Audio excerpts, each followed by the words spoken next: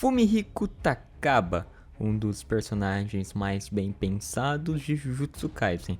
Ele enfrenta o maior vilão de Jujutsu Kaisen, Kenjaku. E hoje a gente tá aqui para conferir essa luta, ver detalhe por detalhe. Então, se você quer ver como foi essa luta, vem comigo.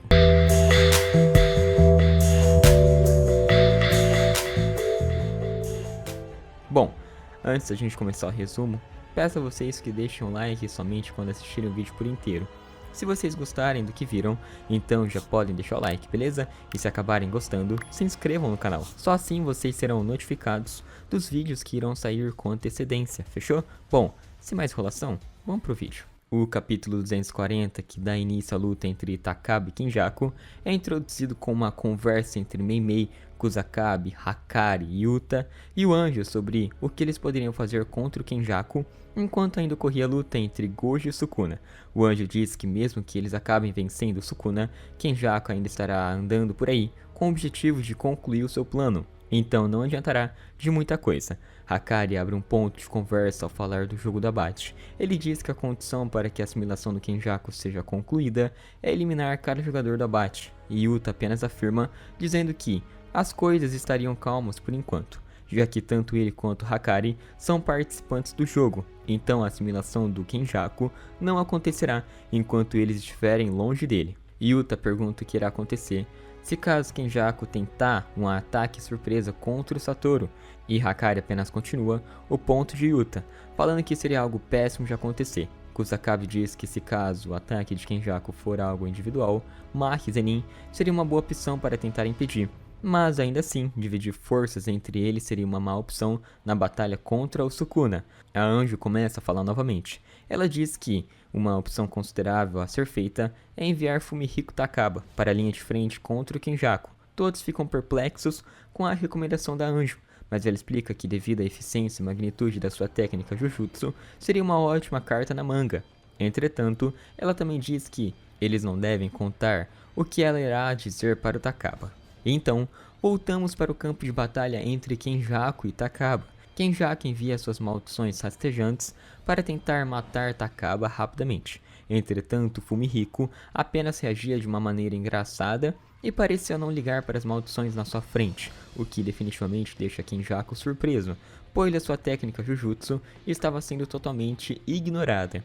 Vemos ao decorrer da batalha que Kenjaku estava sofrendo com a técnica de Takaba no quesito ambiente, pois agora havia uma bandana em sua cabeça e um óculos escuro. Kenjaku estava começando a se preocupar, pois a técnica de Takaba parecia estar ligada com a sua imaginação, o que significa que ele deveria ser cauteloso de agora em diante, e que nessa luta, seus conhecimentos milenares de Jujutsu não irão valer de quase nada. Kenjaku fica maravilhado com a técnica de Takaba, mas ainda assim, ele afirma que toda técnica Jujutsu possui uma fraqueza. Logo após isso, Kenjaku pergunta a Takaba quem ele é, e Takaba apenas diz que pertence a Nabenai, e que seu nome é Fumihiko Takaba, com o fluxo da conversa entre os dois surgindo de uma maneira descontraída e engraçada. Takaba pergunta a Kenjaku o porquê de ele estar fazendo tudo isso, matando pessoas inocentes, com o objetivo de formar uma monstruosidade na Terra. Kenjaku apenas diz que faz isso porque é divertido. Takaba acaba tendo a conclusão de que, caso Kenjaku ficasse interessado por coisas mais intrigantes e interessantes do que fazer isso, ele não teria tomado medidas tão aterrorizantes como essa. Kenjaku apenas responde com um talvez. E Takaba diz que isso estava estampado na cara dele e que agora ele queria que Kenjaku fizesse rir. Takaba diz que dessa vez irá mostrar uma piada única para o Kenjaku, e como a piada é um domínio público, ele poderá usá-la quantas vezes precisar. Takaba faz uma piada relacionada com o sinal de Wi-Fi, e Kenjaku deduz que a piada surgiu quando alguém tentou se conectar a um Wi-Fi com sinal fraco em uma cafeteria ou coisas do tipo, e Takaba apenas concorda, dizendo que ele havia entendido totalmente. Kenjaku diz que havia entendido com clareza, pois ele era um profissional, mas só porque ele entendeu a piada, não quer dizer que, necessariamente, o público que assiste esse tipo de piada na TV irá entender. Kenjaku então chama Takaba de egocêntrico, recomendando a ele que tente criar suas piadas pensando mais no seu público ouvinte, e logo após isso, Kenjaku desfere uma cotovelada em Takaba, que o manda voando em alta velocidade para uma floresta, e atravessa várias árvores. Takaba diz a Kenjaku que se todo o seu público rir da sua piada, menos ele, então será a única coisa que irá importar. Kenjaku faz um gesto com a sua cabeça arrancando-a e mostrando seu cérebro para Takaba, o que faz Takaba baixar a guarda e levar um soco que o faz cair no chão. Takaba tenta se reerguer, dizendo a ele mesmo que ele era engraçado, e quando ele olha para frente, ele vê um corpo morto em volta de folhas na floresta. Isso faz Takaba entrar em pânico e olhar para trás. E lá estava o Kenjaku, perguntando a Takaba por que de ele não estar rindo, já que ele era em si um comediante. Takaba acaba fazendo uma reverência que faz Kenjaku lembrar um pouco da sua juventude, o que para Kenjaku era algo estranho, pois ele nem mesmo estava entendendo o que estava dizendo tão abertamente. Takaba pede perdão a Kenjaku e admite que não é o bastante as outras pessoas acharem as piadas engraçadas e Kenjaku não achar o mesmo, e diz que falou isso para Kenjaku porque ele não queria se machucar. Por isso excluiu Kenjaku para que ele pudesse se proteger. Takaba afirma que, mesmo que 99 pessoas de 100 gostarem das suas piadas, ainda assim não será o bastante. É então que Takaba afirma que quer fazer até a última pessoa rir. E é por esse motivo que ele irá fazer Kenjaku rir até colocar o estômago para fora. Kenjaku apenas sorri, perguntando a ele se ele realmente era capaz de tal coisa. Quando Kenjaku tenta utilizar uma técnica chamada Espírito Rebelde de classe especial Akurou ou Taki, sua maldição logo é atingida por um caminhão indo em alta velocidade. O ambiente acaba mudando para uma cena de crime, com Kenjaku e outros policiais indo investigar Takaba, que era o dono do caminhão. Os policiais dizem que, caso o peixe dourado vir a falecer, então Takaba será preso, e Takaba logo diz que o peixe parecia estar na beira da morte. O ambiente acaba mudando novamente para um hospital. Kenjaku e Takaba agora estavam com roupas médicas. Ambos estavam fazendo de tudo para salvar o peixinho dourado que estava à beira da morte. Takaba e Kenjaku estavam lamentando, pois não haviam conseguido salvar o peixe, afirmando que a medicina moderna tem os seus limites. Kenjaku, que estava com uma roupa masculina até então, acaba mudando a sua aparência para um tom mais feminino, vestindo-se de enfermeira. Takaba diz que estava deprimido e por isso Kenjaku deveria reunir as enfermeiras que eram apaixonadas por ele. Mas Kenjaku recusa o pedido de Takaba, o que faz Takaba se irritar e ficar perplexo com a resposta do Kenjaku. Então, para tentar virar o jogo, Takaba propõe que eles façam uma partida de Jokenpô. Ambos começam a dançar em um ritmo de música, fazendo gestos de pedra, papel e tesoura, e acaba sendo revelado que ambos tiraram a mesma mão, tesoura. Kenjaku acaba tendo a conclusão de que essa técnica Jujutsu de Takaba não é somente uma manifestação e forçação do seu imaginário, e sim que a técnica ia muito além disso. É como se a técnica incorporasse e reagisse até mesmo ao que Kenjaku imagina. E então, o cenário muda novamente para um questionário de perguntas e respostas com Kenjaku e Takaba sendo os participantes, e com um apresentador dando introdução aos questionários. Takaba então diz que ele não erraria algo de propósito em um show de perguntas e respostas por uma piada mal feita, e Kenjaku diz o mesmo, dizendo que isso seria uma coisa de bobo se pagando por um idiota. No meio da conversa dos dois, a primeira pergunta é lançada.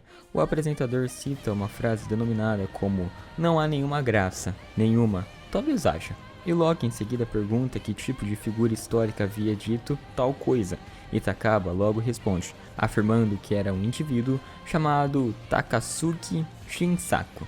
Na seguinte pergunta, o apresentador faz uma pergunta sobre física, perguntando qual seria o nome de algo que é um grupo de partículas elementares que interagem pela força forte, e Kenjaku, que já estava pronto para responder, diz que é hadron.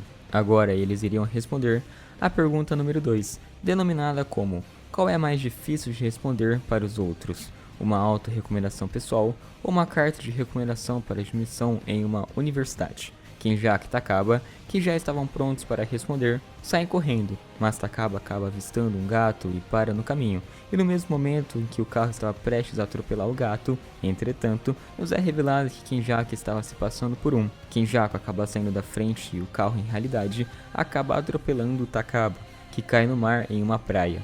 Kenjaku, que havia visto isso, disse que iria salvá-lo naquele momento, mas Takaba surpreende Kenjaku atropelando mesmo com um jet ski, e depois disso, ambos se divertem na praia, ambos jogando água um no outro. Kenjaku, que estava pensativo, se pergunta há quanto tempo fazia que ele não sentia seu coração sentir uma emoção tão calorosa, mas cortando para fora dos pensamentos de Kenjaku, ele afunda Takaba na água do mar. Mas Takaba se recompõe e também joga água em Kenjaku. Entretanto, era uma Fanta. Ai, que brisa. Ambos continuam se divertindo, entretanto Kenjaku diz que, se a situação continuasse nesse ponto, ele iria acabar perdendo. Kenjaku reflete em seus pensamentos, afirmando que tudo isso para Takaba não passavam de simulações, mas para ele, os danos eram reais e estavam sendo acumulados. E com isso, Kenjaku tem a conclusão de que essa batalha não poderia ser concluída utilizando a violência. A única maneira seria fazê-lo se satisfazer no seu desejo da comédia. Logo depois, eles se redirecionam para um palco. Kenjaku diz que tudo o que eles passaram até agora era bastante, que definitivamente a garganta de ambos estava bem aquecida. É então que Kenjaku incentiva Takaba para eles irem para o palco, e assim, os dois vão em direção ao mesmo. Kenjaku e Takaba entram no palco e se apresentam para a plateia inteira. Kenjaku apresenta a dupla como Pin-chan, que seria um trocadilho para pinch e chance. Takaba apenas retruca a apresentação de Kenjaku, dizendo que eles eram Takaba e Kenjaku, não Pin-chan. Para mudar de assunto, Fumihiko pergunta a Kenjaku se ele conhece um personagem folclórico chamado Momotaro, e Kenjaku apenas diz que não, afirmando que ele vivia em uma família de mãe solteira e que sua mãe era bastante ocupada, por isso ele não o conhecia. Vários integrantes da plateia acabam se envolvendo no palco, relatando suas experiências com o personagem folclórico Momotaro, e ao decorrer disso, Kenjaku e Takaba pareciam estar se divertindo e interagindo com uma sincronia perfeita. Entretanto, Kenjaku pergunta o porquê de Takaba estar com a sua expressão tão séria, e Takaba apenas diz que não era nada, ele apenas sentia que aquilo tudo estava prestes a ter seu desfecho, era o palco dos sonhos. Kenjaku diz que nessa altura, provavelmente as pessoas no palco não entendem que a comédia se resume a um riso. Entretanto, para os fãs do rosto de Takaba, tudo é adorável. Takaba começa a chorar, dizendo que não quer que aquele momento acabe. Kenjaku apenas diz que não era para ele chorar, porque isso iria estragar o clima estabelecido. É então que as simulações de Takaba haviam acabado. Ele estava deitado no chão, usando uma roupa branca, e Kenjaku estava de pé, olhando para o mesmo, dizendo que ele já teve o bastante. Takaba apenas agradece a Kenjaku pelo momento que ele pôde ter, e Kenjaku retruca, dizendo que Takaba era um ser super engraçado. Mas nesse mesmo instante, Yuta Okkotsu aparece por trás do feiticeiro milenar, e quando Kenjaku percebe, ele tenta usar o seu Jujutsu de antigravidade. Entretanto, Yuta corta a cabeça de Kenjaku em uma velocidade anormal. Kenjaku se perguntava como ele não havia percebido a imensa quantidade de energia amaldiçoada de Okkotsu. E quando ele olha para Takaba, ele tem a conclusão de que ele foi usado para distraí-lo enquanto Yuta chegava no campo. A cabeça de Kenjaku estava no chão, olhando para os olhos frios de Yuta. Kenjaku diz que era lamentável, pois ele estava na metade do caminho para enfim concluir o seu objetivo. No entanto, ele diz que a sua vontade irá ser transferida e herdada por um outro alguém. Comenta aí embaixo quem que você acha que é esse outro alguém. Não se esqueçam de deixar o like e se inscrever. Isso é muito importante porque, cara, fazer um vídeo desse dá trabalho. E você dando um feedback recompensa bastante a gente. Eu vou ficando por aqui. Eu espero que vocês tenham curtido o vídeo. Bom, fui, falou.